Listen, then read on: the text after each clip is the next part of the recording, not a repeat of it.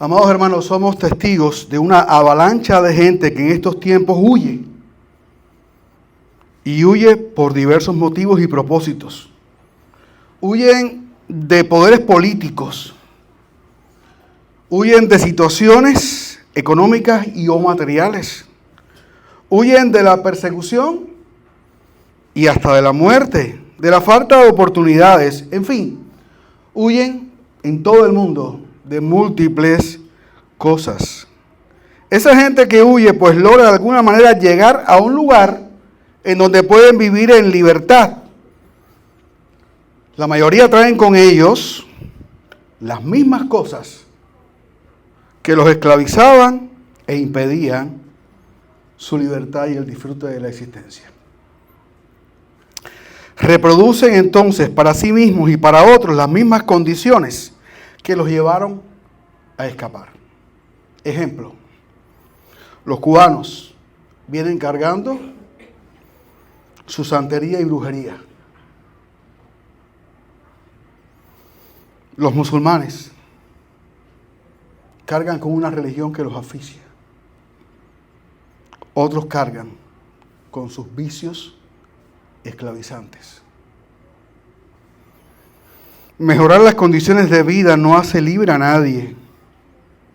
Vivir en un lugar donde están creadas las condiciones para que seas libre no te hace libre, a menos que conozcas la verdad.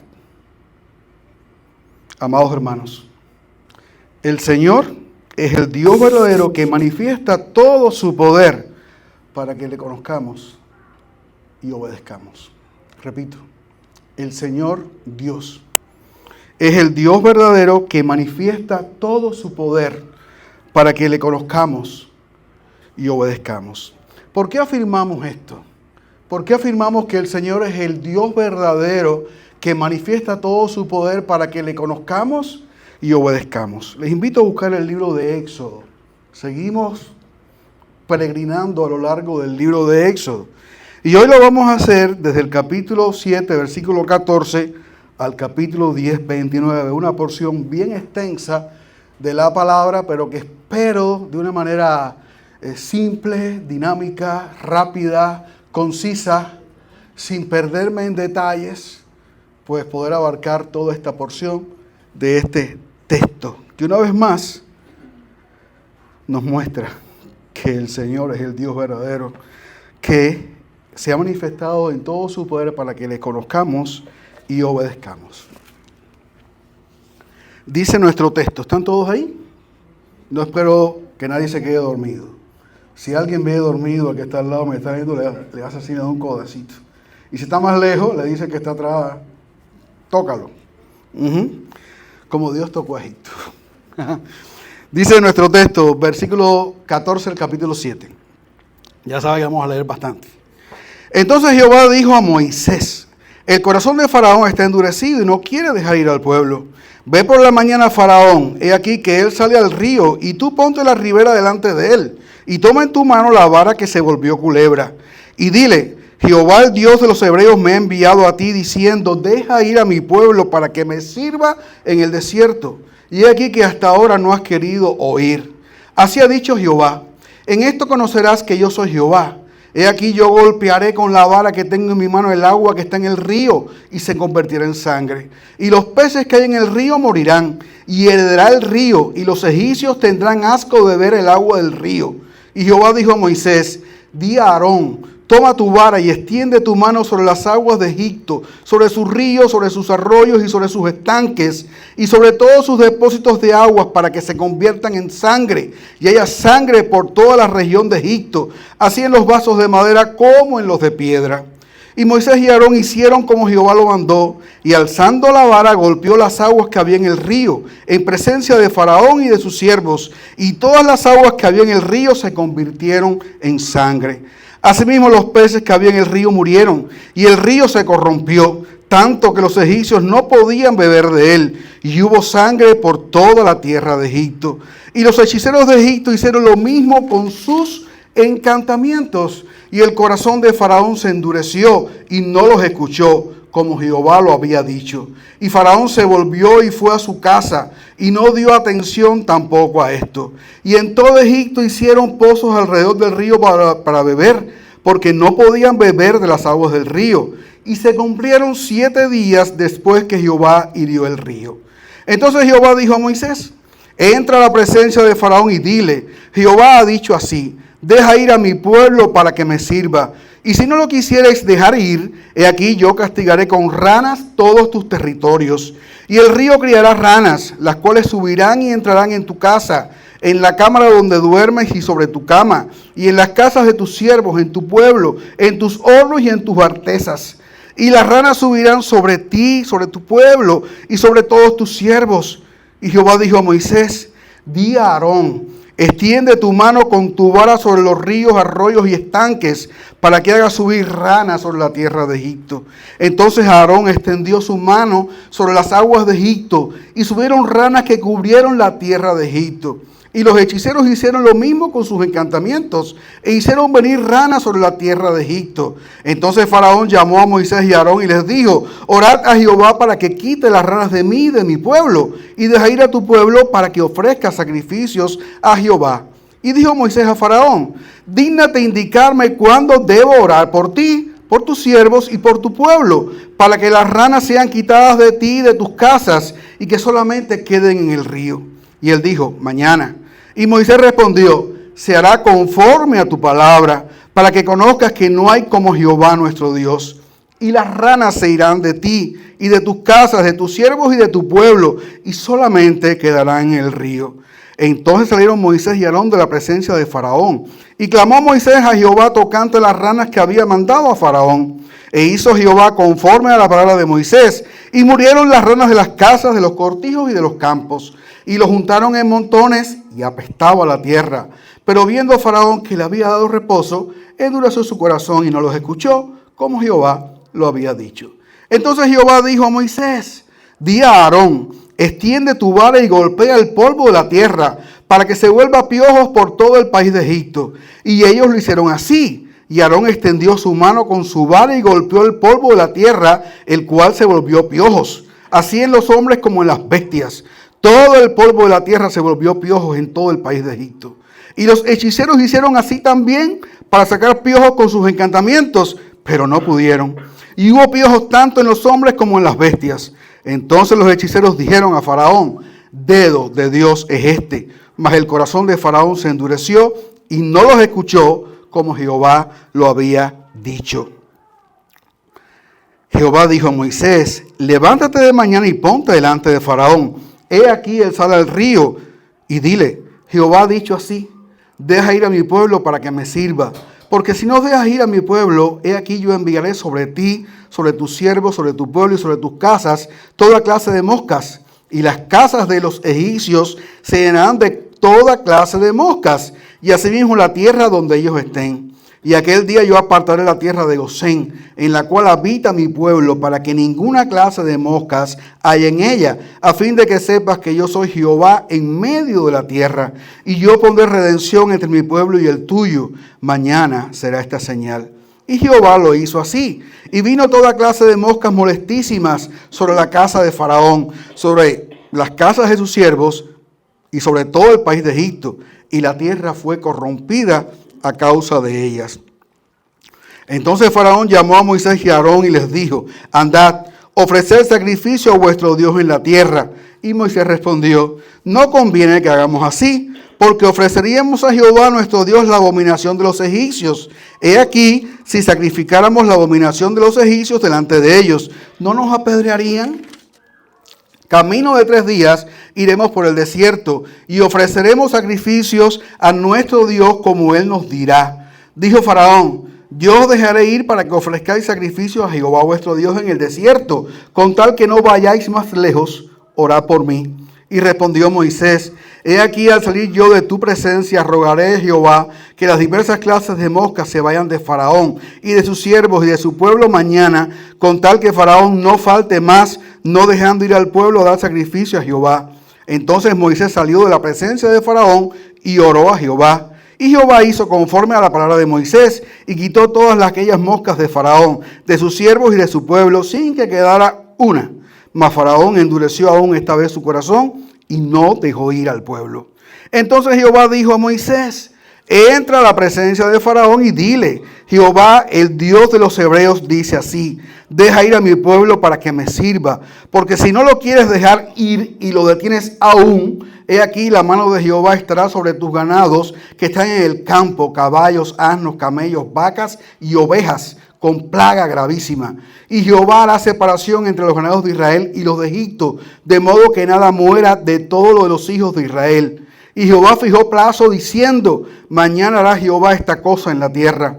Al día siguiente Jehová hizo aquello, y murió todo el ganado de Egipto, mas del ganado de los hijos de Israel no murió uno. Entonces Faraón envió, y aquí que del ganado de los hijos de Israel no había muerto uno, mas el corazón de Faraón se endureció y no dejó ir al pueblo.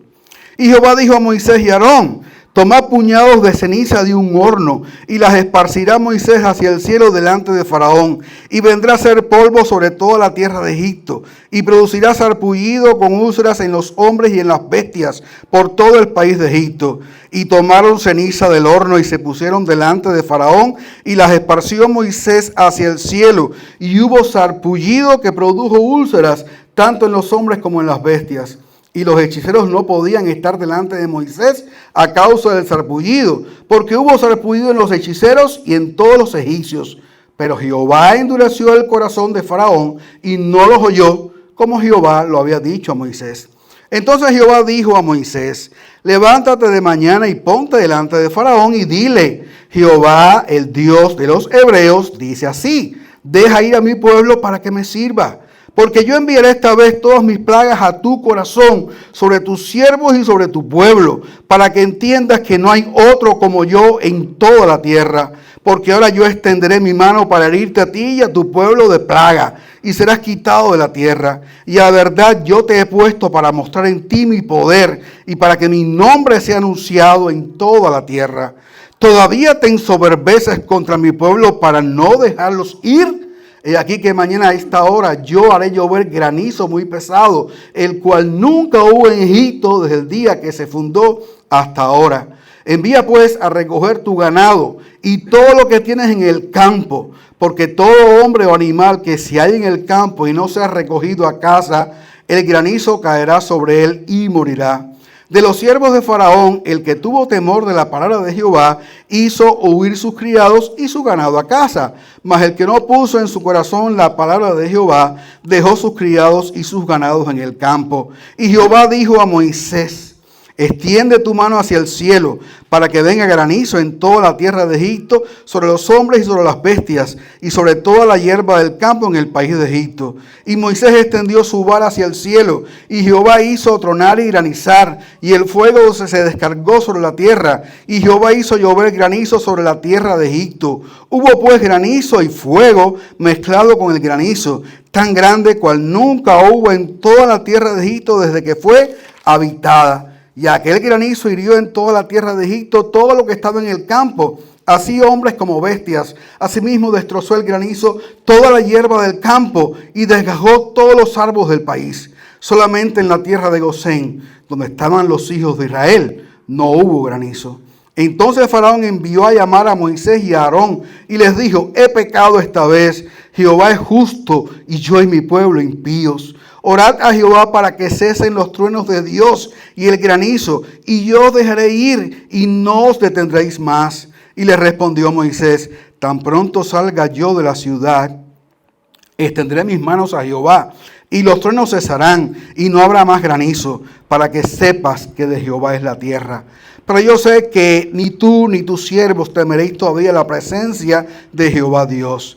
El lino pues y la cebada fueron destrozados, porque la cebada estaba ya espigada y el lino en caña. Mas el trigo y el centeno no fueron destrozados porque eran tardíos. Y salido Moisés de la presencia de Faraón fuera de la ciudad, extendió sus manos a Jehová, y cesaron los truenos y el granizo, y la lluvia no cayó más sobre la tierra.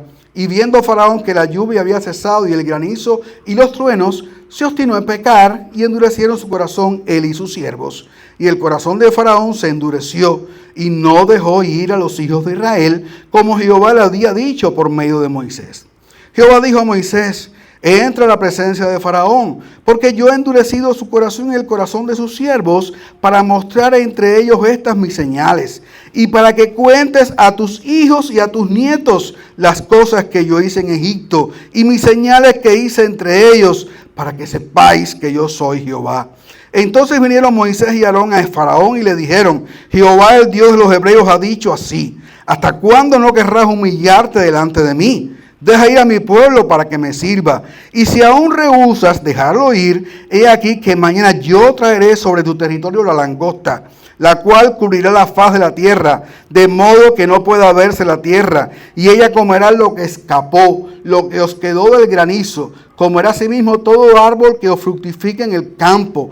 Y llenará tus casas y las casas de todos tus siervos y las casas de todos los egipcios, cual nunca vieron tus padres ni tus abuelos, desde que ellos fueron sobre la tierra hasta hoy. Y se volvió y salió de delante de Faraón. Entonces los siervos de Faraón le dijeron: ¿hasta cuándo será este hombre un lazo para nosotros? Deja ir a estos hombres para que sirvan a Jehová su Dios. ¿Acaso no sabes todavía que Egipto está ya destruido? Y Moisés y Aarón volvieron a ser llamados ante Faraón, el cual les dijo: andad, servid a Jehová vuestro Dios. ¿Quiénes son los que han de ir? Y Moisés respondió: hemos de ir con nuestros niños y con nuestros viejos, con nuestros hijos y con nuestras hijas, con nuestras ovejas y con nuestras vacas hemos de ir, porque es nuestra fiesta solemne para Jehová. Y él les dijo: así sea Jehová con vosotros.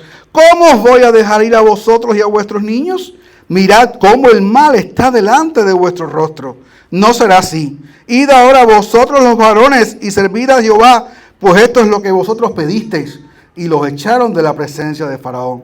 Entonces Jehová dijo a Moisés: extiende tu mano sobre la tierra de Egipto para traer la langosta, a fin de que suba sobre el país de Egipto y consuma todo lo que el granizo dejó. Y extendió Moisés su vara sobre la tierra de Egipto. Y Jehová trajo un viento oriental sobre el país todo aquel día y toda aquella noche. Y al venir la mañana, el viento oriental trajo la langosta. Y subió la langosta sobre toda la tierra de Egipto y se asentó en todo el país de Egipto en tan gran cantidad como no la hubo antes ni la habrá después. Y cubrió la faz de todo el país, y oscureció la tierra, y consumió toda la hierba de la tierra, y todo el fruto de los árboles que había dejado el granizo. No quedó cosa verde en árboles ni en hierba del campo en toda la tierra de Egipto. Entonces Faraón se apresuró a llamar a Moisés y a Aarón y dijo: he pecado contra Jehová vuestro Dios y contra vosotros, mas os ruego ahora que perdonéis mi pecado solamente esta vez, y que oréis a Jehová vuestro Dios que quite de mí al menos esta plaga mortal. Y salió Moisés delante de Faraón y oró a Jehová. Entonces Jehová trajo un fortísimo viento occidental y quitó la langosta y la arrojó en el mar Rojo. Ni una langosta quedó en todo el país de Egipto. Pero Jehová endureció el corazón de Faraón y éste no dejó ir a los hijos de Israel. Jehová dijo a Moisés: extiende tu mano hacia el cielo para que haya tinieblas sobre la tierra de Egipto, tanto que cualquiera las palpe. Y extendió Moisés su mano hacia el cielo, y hubo densas tinieblas sobre toda la tierra de Egipto por 3 días. Ninguno vio a su prójimo, ni nadie se levantó de su lugar en 3 días, mas todos los hijos de Israel tenían luz en sus habitaciones.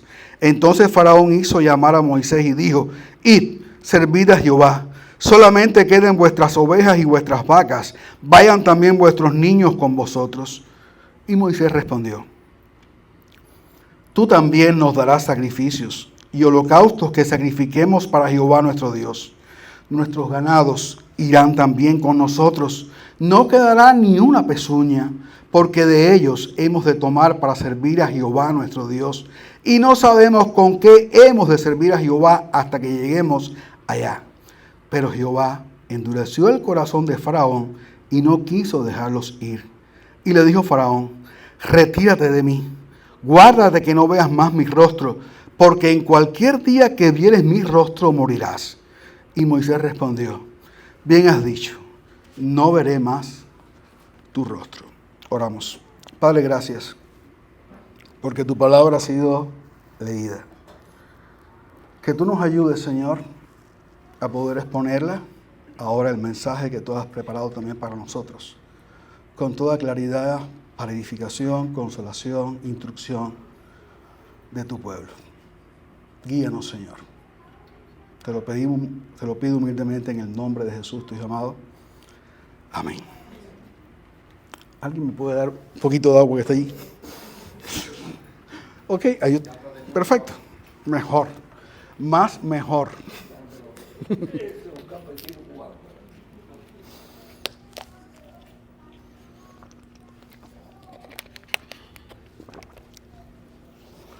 Es un pasaje maravilloso.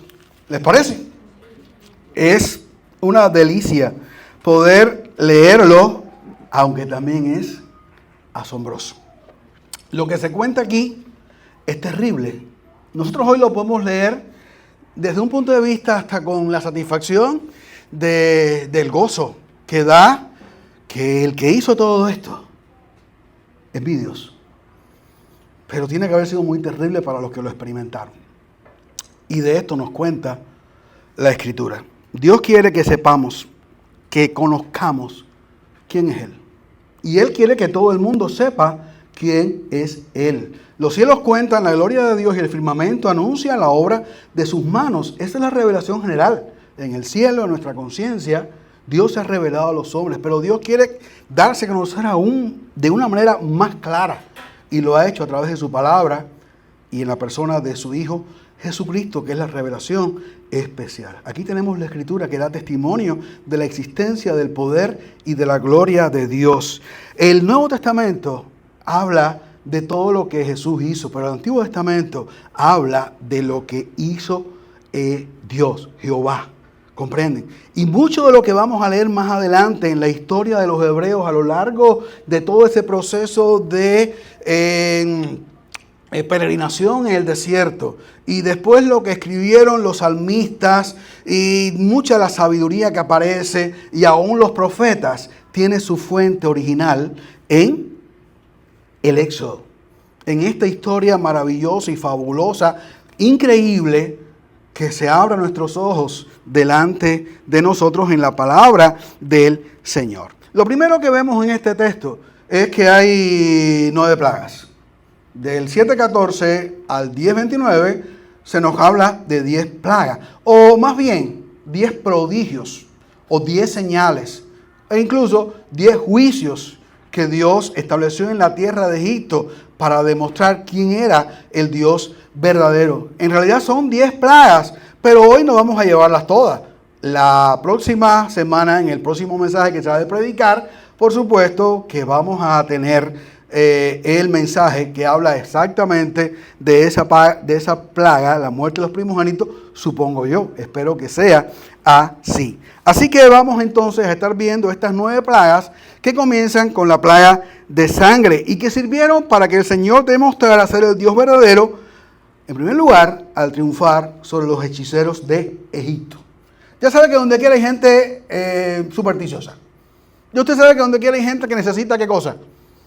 Un medium, un adivino, alguien que le revele el futuro, alguien que le busque marido, alguien que le busque trabajo, alguien que le traiga dinero. Y entonces la gente se dedica a todo eso. Pues en Egipto también parece que la gente tenía necesidad de todo este tipo de cuestiones y ahí pululaban también magos, adivinos, hechiceros, que en esta historia en particular son los encargados de representar a los dioses de Egipto delante de Moisés y Aarón, así como Moisés y Aarón representaban a Jehová delante de Faraón y de ellos y de todo Egipto. Lo primero que encontramos en nuestro texto, pues, que Israel está cautivo ¿en dónde?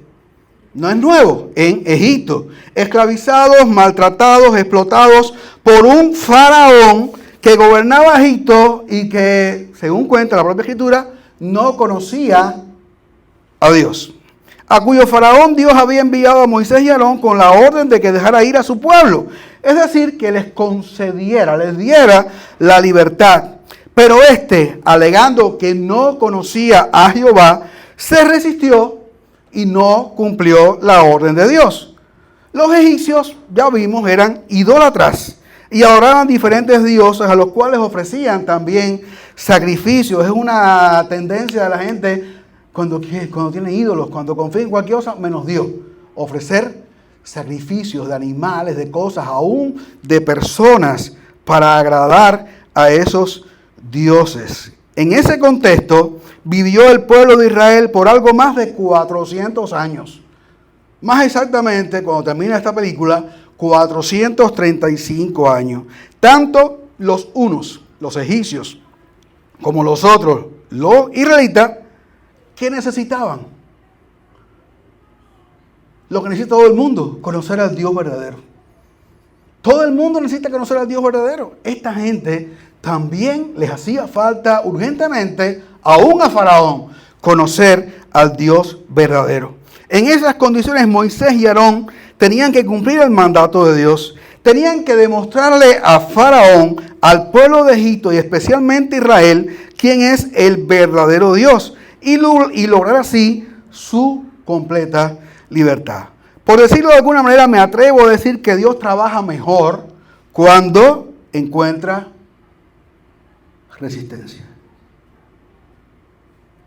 Y la resistencia de Faraón fue esencial para cumplir su propósito de darse a conocer como el único Dios verdadero. Moisés y Aarón sabían a dónde iban. Moisés y Aarón sabían a lo que se iban a enfrentar. Faraón iba a endurecer el corazón, pero sobre eso Dios iba a endurecer el corazón de Faraón para poder mostrar, ¿qué cosa? Todo su poder y su gloria en medio de la tierra de Egipto. Esta resistencia de Faraón fue esencial para que nosotros podamos ver todo el poder de Dios desplegado en la tierra de Egipto a favor de su pueblo, para que pudieran obtener la libertad y así glorificarse el nombre de Dios. Ya sabemos que la vara de Aarón, en el versículo parte anterior del 7, del 1 al 13, que esta vara de Aarón, pues convertida en culebra, ¿qué hizo? Como decimos en Cuba, se comió a la vara de los hechiceros de Egipto, también convertidas en culebra. Esta fue una señal que Faraón vio y que a él no le importó absolutamente para nada. ¿Saben por qué? Dice el dicho que el que no quiere... No, ese no es el dicho. Ese es otro. Que el que no quiere entender, no va a entender. Y el que no quiere oír, no va a oír. Y el que no quiere ver, por más que se le muestre, no quiere. Es una cuestión del corazón. Dios le mostró el milagro, ahí sucedió aquel portento, pero a él no le interesó. El que quiso continuar hacia adelante. Recuerden que ya Moisés le había dicho, deja ir a mi pueblo, yo vengo de parte de Jehová, no te quiere hacer daño, no te quiere hacer nada. Dios es bueno, simplemente déjalo ir. Pero Moisés no quiso. Los judíos allí, los israelitas allí eran una fuente de ganancia, una fuente de riqueza, fuente de trabajo. En vez de aliviar la carga, que era el pueblo de Dios que estaba reclamando su libertad, él le aumentó la carga. Él le aumentó el sacrificio y el dolor a aquella nación por la cual Dios estaba intercediendo. Es decir, que él, en vez de quitarse problemas encima, se lo estaba buscando, como tanta gente. Como tanta gente que va en contra de Dios. Como el mundo hoy en el cual vivimos, que las personas, los gobernantes, los líderes de las naciones, los que se creen dueños del mundo, están haciendo todo lo contrario a lo que dice la palabra de Dios, a lo que la voluntad manifiesta de Dios declarada en su palabra establece. Vivimos en un mundo de locos, vivimos en un mundo de estúpidos, de imbéciles, de gente que no razona, que ha perdido el discernimiento. Alguien dice que un día vio en una estación del metro de Madrid, la sabiduría me persigue, pero yo corro más que ella.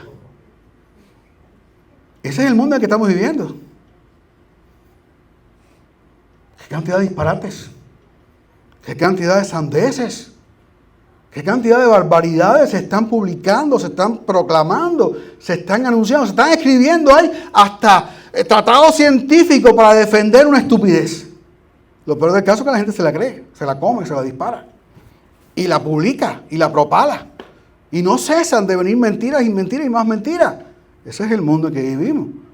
Faraón no quiso entender.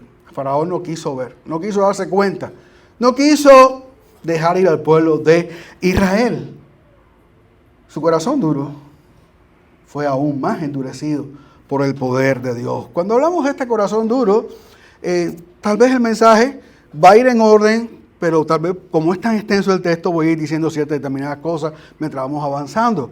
Este corazón duro de Faraón, recuerda que era igual que el corazón de todo ser humano. Dice la Biblia que el corazón del hombre, el instinto es constantemente, ¿qué cosa? El mal. No razona, no piensa, no busca lo bueno, siempre es más abajo, más abajo, más abajo, más degradado, más impío, más impío, más impío, más pecador, más pecador, más pecador. No se sacia, no se satisface. El hombre está inhabilitado para hacer lo bueno. Solamente Dios puede obrar el cambio en ese corazón para que el hombre pueda responder a Dios, obedecerle y venir a su encuentro. Así que Faraón simplemente su corazón endurecido lo llevó a alejarse, a obstinarse, a oponerse, a resistirse cada vez más a Dios, y todo eso fue lo que Dios usó para mostrar más y más cada vez su gloria y su poder. Así que aquella vara no le sirvió a él absolutamente para nada. Así que encontramos en el terreno a los oponentes humanos de Dios. 3 maravillas o prodigios son suficientes para poner el marcador del lado de Moisés y Aarón. En primer lugar, la plaga de sangre. Después voy a hablar un poquito más extendido en el segundo punto de estas plagas. En primer lugar, la plaga de sangre que fue imitada por los hechiceros. Lo vimos en el texto, ¿eh? Es decir, que cuando Moisés con su vara o Aarón tocaron las aguas, ¿qué hicieron los estúpidos hechiceros de Egipto? Nosotros también. Págate. No sé si quedó agua suficiente para que convirtieran en sangre alguna. Pero bueno, dice la Biblia que ellos replicaron o reprodujeron el portento y también ellos convirtieron el agua en sangre. Esta señal pues se hizo y de igual manera a Faraón tampoco le importó. Se endureció su corazón. Después dice que vino otra señal. ¿Cuál fue la otra señal? Muy simple. Ranas. No quisiera hablar de esto porque aquí en la audiencia hay personas que le tienen un terrible pánico y asco a las ranas. Pero el texto lo dice. Yo no voy a decir que tal vez no sea uno, tal vez haya más. Ok, pero qué maravilla no haber estado en Egipto. Ni esa persona ni nosotros. ¿Usted sabe lo que es la casa entera llena de ranas? Todo el campo, todas las calles, las guaguas, las computadoras, los televisores, el refrigerador, todo lleno de ranas. Esto se dice muy fácil, pero no somos capaces de ver un poquito más allá. Significa que no se podía comer. Porque cuando ibas a comer te tragabas una rana. Porque era lo que había en el plato.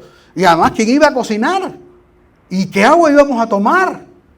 ¿Y dónde nos íbamos a sentar que no hubiera rana? ¿Y dónde nos íbamos a acostar que no hubiera rana? Todo Egipto estaba como hundido de rana. Ok. Faraón dijo, Moisés, ayúdame. Ora para que las ranas sean quitadas. Recuerda que él lo está diciendo de esta manera. Ora a Jehová para que quite las ranas de mí, de mi pueblo, y dejaré ir a tu pueblo para que ofrezca sacrificio a Jehová. Es decir, Dios dice que deje ir al pueblo, pero quítame las ranas y yo lo voy a dejar ir. Así que Moisés oró, ¿y qué pasó con las ranas? Fueron quitadas y solamente quedaron ¿dónde? ¿A dónde van las ranas? No es en el refrigerador ni en el fogón. Es en el río. Y allí estaban las ranas y me imagino que una cantidad proporcional, no la barbaridad que se había producido de un momento para otro. Entonces, por lo tanto, las ranas fueron quitadas. ¿Y qué hizo Faraón? ¡Ay, magnífico! ¡Qué bueno está todo ahora! Ya no hay ranas, esto está riquísimo, a pesar de que había tremenda pesta rana muerta. Pero él endureció su corazón y no quiso dejar ir al pueblo. Y al que no quiere caldo, ahora sí. Y 3, 4, 5, 6, 7, 8, 9. Y entonces Dios le mandó la otra. ¿Cuál fue la otra? Los piojos. Así que los hechiceros convierten el agua en sangre. Los hechiceros, ¿qué hacen? ¿Tú traes rana? Nosotros somos unos imbéciles, vamos a traer más. Eso fue lo que dijeron los hechiceros. ¿Usted entiende eso, no? Nosotros somos unos estúpidos. Vamos a traer más ranas. Y trajeron más ranas. Y ahora vino la última. ¿La última cuál es? Piojo. Pero aquí estamos hablando de todo bicho que pica. Chiquitico. ¿Cuántos son cubanos? ¿Saben lo que es una santanilla? Me imagino que eso es terrible. Una pulga. Una ladilla. Un carángano. Que sepan que yo nada más he sentido el toque de una santanilla y de una hormiga. No creo que me haya picado nunca una pulga, ni una garrapata, ni ningún bicho de eso. Vamos a aclararlo. Ok, porque los otros bichos que dije ya son de otra índole. Pero me imagino que Egipto se llenó de todo tipo de bichos porque era el polvo de la tierra. Ok, y todo se llenó de todo bicho indeseable. ¿Y qué pasó cuando esto sucedió, cuando esta señal fue hecha? Pues dice aquí que también los imbéciles, estúpidos, sin sentido, sin cerebro de Egipto, también lo hicieron. No. Dice que no pudieron. Dice el versículo 18, capítulo 8. Y hicieron así también para sacar piojos con sus encantamientos, pero no pudieron. Y hubo piojos tanto en los hombres como en las bestias. Y entonces supieron, distinguieron, pudieron ver que lo que se estaba moviendo allí, ¿qué cosa era? El dedo de Dios, nada más que era el dedo.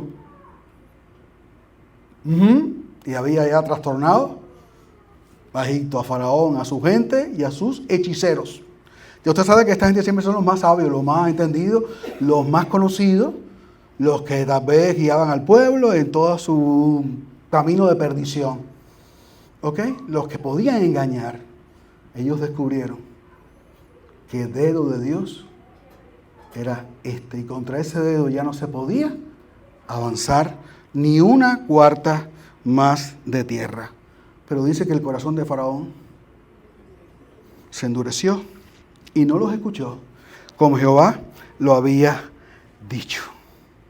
Así que Dios le estaba dando una paliza a los hechiceros de Egipto. Dios estaba haciendo algo que ellos jamás podrían superar. Por consiguiente, su fama se vino al piso.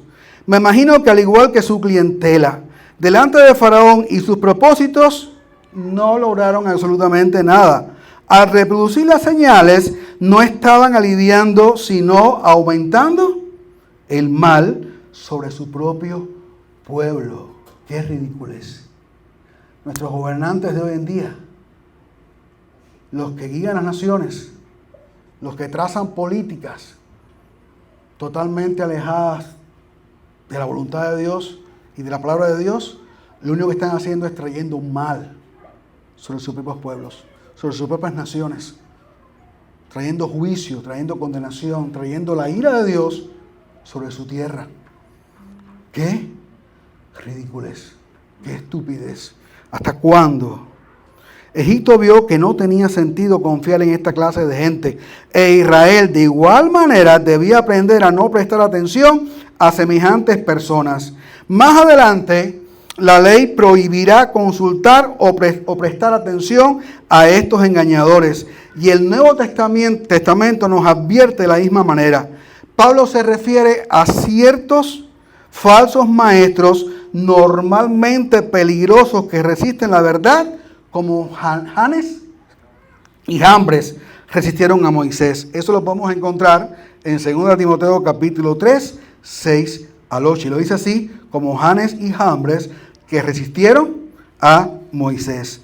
Estos nombres no aparecen en el Antiguo Testamento, pero alusiones extrabíblicas demuestran que se refieren a esos magos de Egipto, de los cuales habla Éxodo 7 y 8. Al igual que ellos, los falsos maestros apelan a susceptibilidades supersticiosas con una parodia de la verdad presentada en una forma que causa admiración. La Biblia nos manda a huir de ellos si quieres ser libre. De tres. Dios derrotó a los falsos maestros que en Egipto desviaban a su pueblo y que engañaban a la gente, mintiendo con hechicerías y toda serie de engaños, que lo hacían por el poder de Satanás, no por el poder de Dios. Dios declaró quién tiene la verdad, quién es el verdadero Dios, quiénes son los verdaderos siervos de Dios, Moisés y Aarón. Estos otros, sean Janes y Jambres, o Janes y Jambres, sean 25, sean 40 o sean 100, son unos mentirosos, son unos farsantes a los cuales no se le puede creer. Dios ha hablado. Los que tienen la verdad, ¿quiénes son? Los siervos de Dios, Moisés y Aarón. A ellos a los que hay que escuchar, a ellos a los que hay que prestar atención. Y lo que ellos dicen es lo que hay que hacer. Pero ya saben, aún así, demostrada la verdad, ¿qué hizo Faraón? Endureció su corazón. En segundo lugar, el Señor demostró ser el Dios verdadero al triunfar, ya no sobre los hechiceros, sino ahora también sobre quién. Sobre los dioses de Egipto. Volvemos nuevamente a la extensión de estos 3 capítulos. Algunos han llamado la historia que se nos narra aquí como el gran duelo. ¿Se acuerdan lo que era un duelo? No es cuando una gente se muere, sino cuando un hombre afrentaba a una mujer y entonces su benefactor o su defensor, su papá, su hermano, o su marido, o su novio, con un pañuelo, ¿qué hacía? Págata, se lo tiraba en la cara. No la toalla del bolsillo, sino un pañuelo. Págata, le daba un bofetón. Y entonces lo invitaba a ¿qué cosa? A saldar el honor o la afrenta, ¿a dónde? En el campo de batalla. Con pistola, con machete. Bueno, creo que se hacían en algunos lugares con pistola.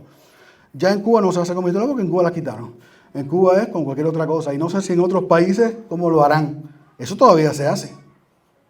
¿Comprenden? La gente sale al campo donde nadie los ve, ahí se fajan el uno con el otro a ver quién es el más macho para saldar así esa deuda. Esto fue un duelo de ese tipo. Dios contra los dioses de Egipto. ¿Uno contra cuánto? Bueno, todos los dioses de Egipto. Y usted sabe que los dioses se multiplican, los dioses falsos, los dioses vanos, se multiplican y dentro de ellos habitan 400,000. Ya usted sabe. Así que esto se conoce como el gran duelo. Las plagas fueron en realidad una declaración de guerra contra los dioses de Egipto. Es una batalla real lo que va a producirse, o lo que se produjo, épica, un combate entre el Dios creador del universo y la multitud de dioses falsos de Egipto. El texto está dividido en 3 secciones y cada sección presenta 3 señales o plagas. La primera plaga en cada una de las series se anuncia en la mañana junto al río. La segunda plaga en cada una de las series se anuncia en el palacio. Ambas están precedidas de una advertencia y un llamado al arrepentimiento y un recordatorio a Faraón: deja ir a mi pueblo para que me sirva en el desierto. Y la tercera de cada serie se produce sin previo aviso, sin advertencia, de sorpresa. Es decir, la primera en el río, con advertencia, llamado al arrepentimiento. La segunda, ¿dónde? En el palacio, con advertencia y llamado al arrepentimiento. Y la tercera, ¿dónde? Sin anuncio. Se producía. Así fue 3 veces. 9 plagas. Cada plaga ataca a un dios egipcio y contestan la pregunta de Faraón: ¿quién es Jehová? ¿Y por qué tengo que dejar ir a su pueblo? Para eso suceden estas plagas. Vamos a analizar las plagas una vez más, volvemos atrás y vamos al río Nilo. Los egipcios consideraban al Nilo como ¿qué? Como un dios al cual veneraban y adoraban, como los indios adoran hoy ¿qué río? El Ganges. Y se van a purificar allí, se bañan y hacen una serie de ceremonias en adoración al Ganges y a todos sus dioses.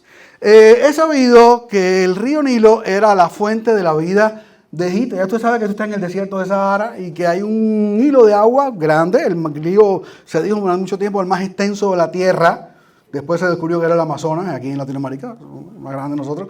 ¿Entiendes? Tenemos el río más grande, aunque no tenemos agua en Cuba. Y tal vez en otros países tampoco tengan agua, aunque tengan el Orinoco. ¿Ok? Entonces, era el río que daba la vida al pueblo. Cuando Dios saca a Israel de Egipto, lo lleva allá a la tierra prometida, le dice, no van a necesitar más un río. La bendición de ustedes no viene del río, sino ¿de dónde?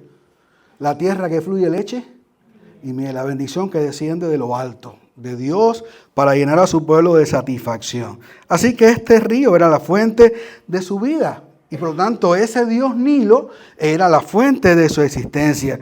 Cuando Moisés convirtió el agua en sangre, Dios mostró su poder ¿sobre qué? Sobre el río, sobre su Dios, al cual adoraban. Primero, la conversión de las aguas del Nilo en sangre. Egipto, ya les dije, producto del Nilo. Desde arriba se vería una larga zona verde, hermosa, lleno de fértiles riberas. Se ha escrito mucho para mostrar que en ciertas estaciones del año las aguas del Nilo están llenas de animalejos tan pequeños que son invisibles aún con un microscopio. Ya usted sabe que hay algo por ahí que se llama la desmistificación, donde los hombres intentan todos los milagros de la Biblia traducirlos ¿a qué? A eventos físicos, a eventos climáticos, a situaciones normales de la existencia. Ellos no creían o no creen, aún algunos, que aquí se produjo un milagro al convertir las aguas del Nilo en sangre. Ellos no lo creen así. Así que aún piensan que fue un suceso que incluso se podía reproducir en el tiempo y que ciertamente en algún momento las aguas del Nilo vinieron a estar rojas, pero no convertidas en sangre. Así que sería para ellos enteramente natural si tan solo sucediera de esta manera. Pero hay un problemita en la historia. ¿Saben cuál es el problemita? Que no solamente las aguas del Nilo se convirtieron en sangre. También las que estaban en las cisternas, en los cubos, en los vasos de madera o de piedra, en los refrigeradores, en los pomos plásticos, en las tiendas. Todas las aguas de Egipto se volvieron sangre. ¿Fue un milagro o no fue un milagro? ¿Fue un prodigio o no fue un prodigio? Los egipcios no podían tomar agua. ¿Qué tuvieron que hacer? Cavar nuevos pozos para poder obtener el agua limpia, porque toda la demás estaba contaminada. Con esta plaga, ¿qué hizo Dios? Tiró por el piso al dios Nilo. La segunda plaga, ¿cuál es? Las ranas. A la diosa Et se la pintaba como una rana, el símbolo egipcio de la resurrección. La plaga de las ranas, sin duda, ¿qué hizo? Obstinó a la gente. Ok, yo no quiero más ranas. Y si la diosa esta de la rana es la culpable de no haber impedido que esto pasara, es una rata. ¿Entiendes? Que no pudo detener esta epidemia. Así que por lo tanto, ¿qué pasó? No eres tan diosa, no sirves para nada. El único Dios es Jehová. Los piojos, o todo bichito, como bien les dije, que pica, ¿qué hicieron? Cundieron todo Egipto, contaminaron a la gente. Un terrible golpe, porque los egipcios no podían adorar a sus dioses a menos que estuvieran inmaculadamente limpios. Y usted sabe que todos estos bichos que hicieron, contaminaron, corrompieron, dañaron la pureza. Y por eso los hechiceros los vieron como un dedo de Dios. Así que esta plaga fue directamente contra todo su sacrificio, contra toda su ceremonia. Y sus dioses no pudieron evitar que la tierra se volviera, ¿qué cosa? Bicho que picaba. Las moscas o los tábanos, o mejor dicho, los escarabajos, que fue ¿qué plaga? La cuarta. Eran también sagrados estos escarabajos. Ellos los adoraban, y creo que todavía en la película Indiana Jones y la del Templo de la Perdición se ve que hay un escarabajo en una puerta y lo adoran y todas esas cosas. Y no he visto muchas películas, pero me acuerdo de esa parte de la historia. En multitudes de formas sus imágenes eran usadas como adornos, amuletos y dijes. Pero por una palabra de Moisés, estos molestos insectos vinieron por millones, de tal manera que todas sus imágenes sagradas, sus dioses, sus esculturas, a los cuales adoraban y veneraban, se llenaron de aquellos bichos desagradables, al igual que todas las personas. Nadie escapó de tan cruel y terrible picazón.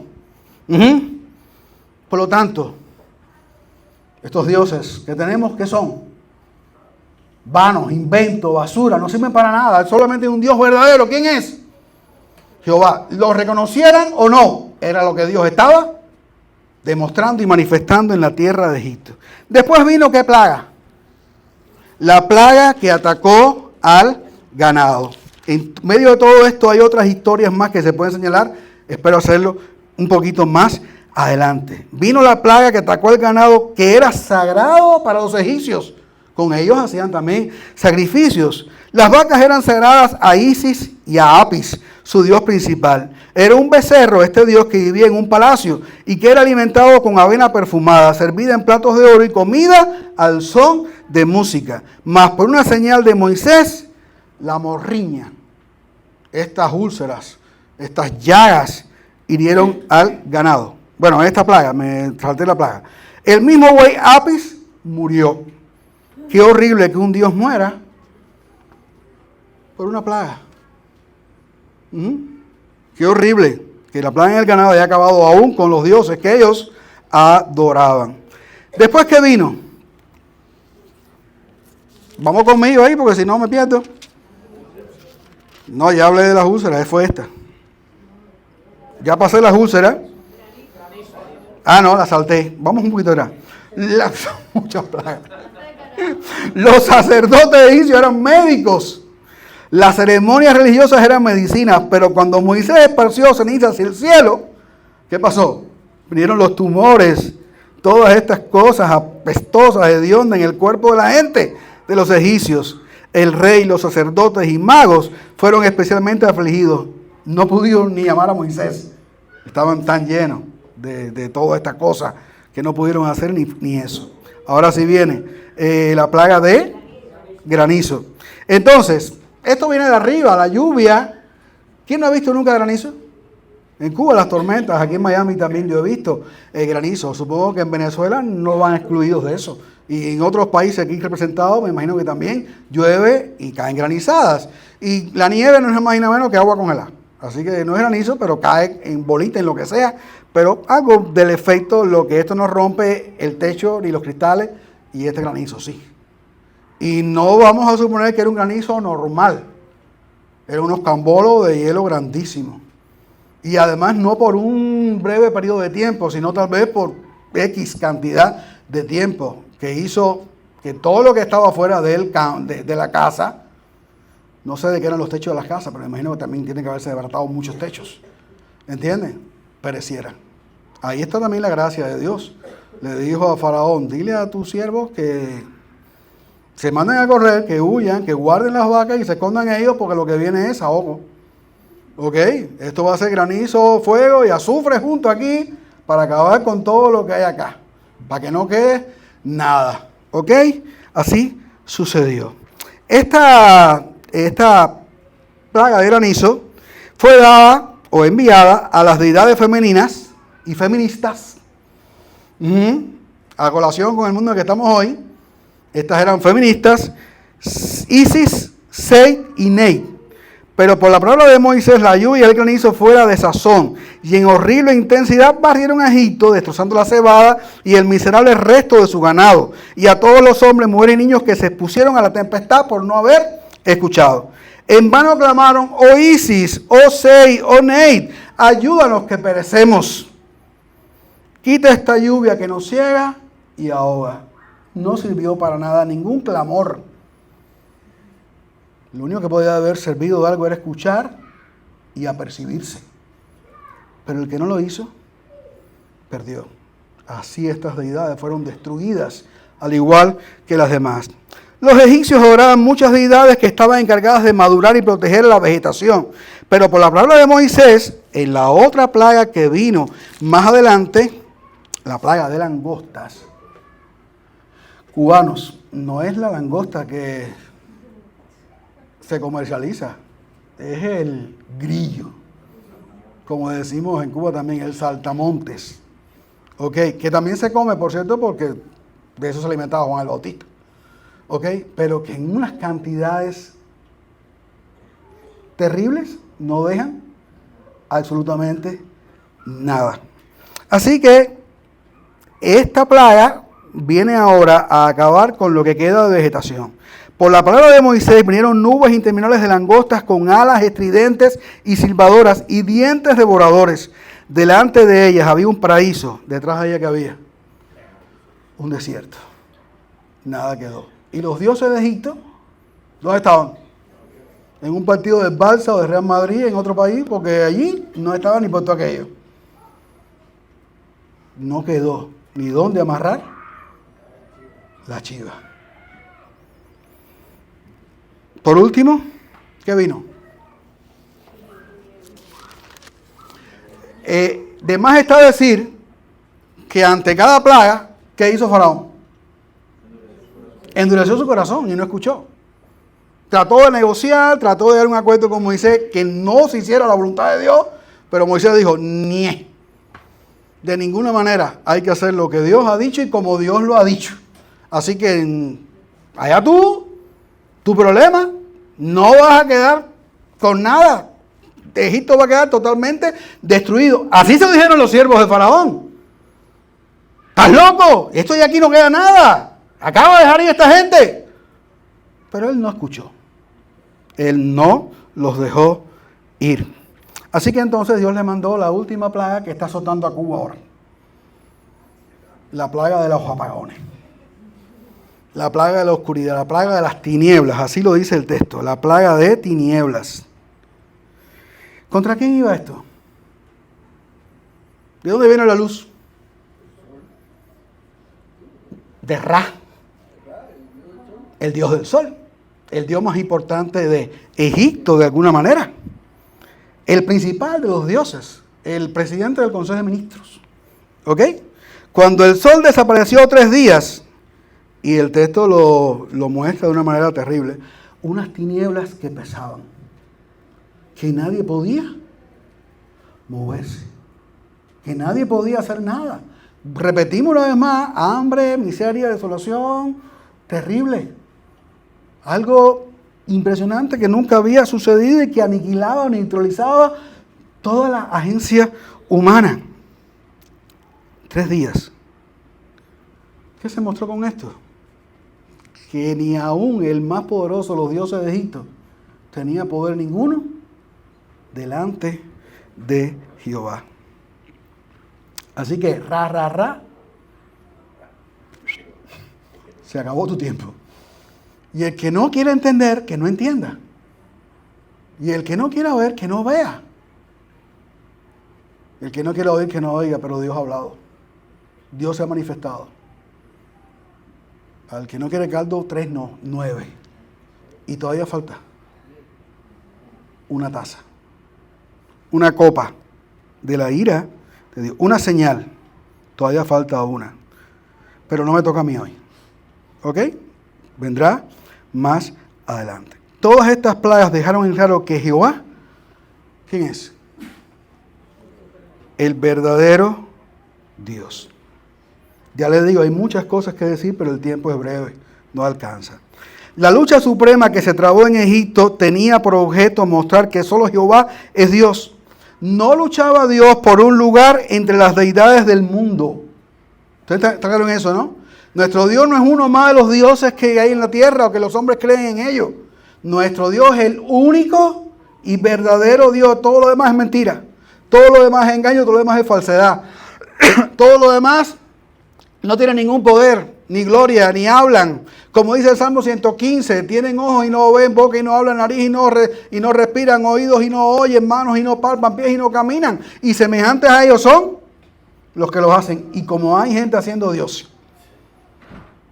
Yo no entiendo cómo los cubanos pueden cargar en un avión con todo la brujería, toda la partida de desgracia esa que les hace la vida insoportable y venir aquí a seguir en la misma bobería. Yo no sé cómo Cuba puede seguir todavía sosteniendo que la calidad del cobre de sus patrones y 64 años no le bastan. Es hora de que busquen a Dios. Es hora de que se vuelvan al verdadero Dios. Es hora de que le den un lugar en su corazón al verdadero Dios, pero tienen su corazón endurecido. Y por más que Dios hable y por más que Dios muestra su poder y su gloria, no entienden. ni quieren entender tampoco. Qué terrible es que cuando uno oye a personas que hablan de Dios y viene un hombre a un programa. Yo a veces veo a un youtuber en español que tiene un programa bueno, entre comillas, ¿entiendes? Y él ha pasado por ahí con físicos y químicos y matemáticos y filósofos y de todo tipo de gente, buenos y malas. Pero hay algunos programas donde vienen personas que muestran evidencia de la existencia de Dios, pero él quiere ser agnóstico. Pero él quiere seguir viviendo por la libre empresa. Él quiere seguir negando que Dios exista y más todavía que el Dios que existe sea el Dios de la Biblia. No quieren responsabilidad. No quieren tener que rendir cuentas. No quieren tener que restringir sus impulsos carnales, vanos, impíos. No quieren hacerlo. Quieren seguir viviendo como a ellos les da la gana. ¿Comprenden? Es todo. Es todo lo que se opone entre el hombre y Dios. El deseo del hombre de hacer ¿qué cosa? Su voluntad y no la de Dios. Claro que tienen que tener el corazón endurecido y claro que Dios lo endurecerá cada día más. Porque ya sabemos que si Dios no toca el corazón, nadie puede volverse a él. Lo demuestra Faraón. Si Dios hubiera tocado el corazón de Faraón, por un instante se hubiera caído rendido. Es como le dice en el capítulo número 9, Faraón, ¿no te das cuenta que yo te he puesto para mostrar en ti mi poder? Si hubiera querido con la primera plaga, te hubiera eliminado. La culebra, en vez de comerse aquellas culebras, se hubiera comido a Egipto entero. Te hubiera comido a ti con todo tu esplendor y toda tu falsa gloria. Pero te di un chance porque quiero cumplir mi propósito. Que todo el mundo conozca, que Egipto conozca, que Israel conozca quién es el Dios verdadero. Quiero disipar las tinieblas, quiero disipar la mentira, quiero desmontar todo este posmodernismo que había en Egipto, se nos adelantó. Toda esta época de la posverdad que había en Egipto antes que llegara ahora en el tiempo que estamos. Dios quería desmontar todo eso y manifestarse y que todo el mundo entendiera que Él era el único Dios verdadero, el digno de ser adorado, el único digno de creer en Él. Así que por lo tanto, esta lucha de Dios era para decir, no hay más, solo hay un Dios. Cuando lleguemos a la promulgación de la ley, encontraremos, no tendrás dioses ajenos delante de mí, y no harás para ti escultura ni aún de mí, para inclinarte de ella en adoración, porque es vano. En vano es adorar a los ídolos. En vano es adorar a los dioses que la gente se inventa en este mundo. Solo hay un Dios verdadero, digno de ser adorado, nuestro Señor. Y así quedó demostrado para egipcios e israelitas en Egipto. Si quieren ser libres de verdad, tienen que adorar ¿a quién? Al Dios verdadero que manifestó su poder en Egipto para dar a conocer su verdad. Amados hermanos, ¿qué aprendemos y qué podemos aplicar a nuestras vidas y enseñar a otros de esta historia? Porque Dios le dice a Moisés, y esto también lo estoy haciendo para que tomes nota y para que se lo digas a tus hijos que vendrán después de ti y les muestre quién es el verdadero Dios. Porque la idolatría es lo más fácil de creer, de aceptar. Pero ellos tienen que saber las cosas que yo hice en Egipto para que ellos sepan quién es el verdadero Dios. Los ídolos y los dioses de este mundo nada son y es en vano y estúpido creer en ellos, despreciando así al Dios verdadero. Además de estas cosas que hemos dicho, de estas verdades que aprendemos y podemos aplicar en nuestras vidas y enseñar a otros de esta historia, que Dios manifiesta su gran poder con el propósito de dar a conocer la verdad, que solo hay un Dios que se ha revelado para que le conozcamos y obedezcamos al Señor, o el Señor, que los ídolos y los dioses de este mundo nada son y es en vano y estúpido creer en ellos, despreciando así al Dios verdadero. Además de estas tres verdades que están declaradas en el texto, tenemos otras más que hablar, que es lo que le dije, que al final íbamos a pasarle así por encima porque no hay mucho tiempo. En primer lugar, no debemos prestar atención, o mejor, no prestar atención a la voz de Dios. ¿Qué hace? Endurece cada vez más el corazón. Cuando Dios habla, debe ser escuchado y debe ser obedecido. Debemos caer rendidos delante de sus pies cuando Él hable, cuando dice algo. Los hechiceros no pueden hacer determinadas señales para engañar, pero no pueden revertir los juicios de Dios. Satanás tiene poder para hacer lo malo, no tiene poder para hacer ¿qué cosa? Lo bueno. Y por demás, su poder está como limitado. No puede llegar más lejos que lo que Dios quiera que llegue. Los hechiceros pueden manifestar, como les dije, un poder limitado. La gente puede buscar a Dios para lograr sus propósitos y sin embargo no creer ni arrepentirse delante de Dios de sus pecados. Faraón lo muestra. Sí, Moisés, dale, quítamela. Yo voy a dejar el pueblo. ¿Y qué hacía? Mentía. Negociar. Tratar de traer la cosa a su lado. No. La gente se engaña. Dios no puede ser burlado. A Dios nadie lo puede engañar y nadie va a usar a Dios para sus propósitos. El propósito de Dios está por encima de todo. Algo más que podemos decir es que Dios guarda a su pueblo en medio de sus juicios. Las plagas, las más terribles, no vinieron sobre Israel. ¿Ok? No vinieron. Dios guardó a su pueblo. Dios hizo redención. Dios distinguió al pueblo de Dios de todo aquello que iba a acontecer, como mismo lo está haciendo hoy. Y como lo hará mañana, como lo ha hecho siempre, Dios ha guardado siempre a los suyos. Nos guarda en Cristo para que nadie nos pueda separar de Él. Y nos guarda aún de las cosas malas que pueden pasar hoy. Claro, esto podría en algún momento afectarse. Podríamos morir a causa del nombre de Cristo. Pero ¿dónde están nuestros nombres escritos? ¿A dónde vamos? ¿Qué decía Pablo? Para mí, vivir es Cristo. Y el morir es ganancia. Si por causa de la verdad tengo que morir, mejor para mí. Gloria a Dios por eso. Pero no creo que le va a pasar esto a mucha gente. Tal vez sí. Preparémonos de todas maneras para no negociar. Para no entrar en contubernios con el mundo.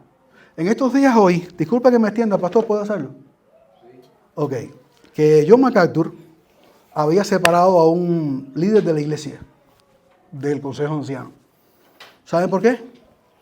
Porque ese líder de la iglesia, amigo de él, había asistido a una boda de dos personas del mismo sexo. Y la gente le reclamó que ¿por qué? Simplemente, ¿qué dice la Biblia? De lo que ellos hacen, ni de eso habléis. No es raíz. Las malas conversaciones corrompen las buenas costumbres. ¿Usted sabe lo que es un líder de una iglesia yendo a un lugar donde se quebranta la palabra de Dios? Obviamente tenía que irse, tenía que ser quitado, a pesar de que fuera amigo íntimo de John MacArthur. No hay negocios con el mundo. El que cree en Dios no puede volver atrás.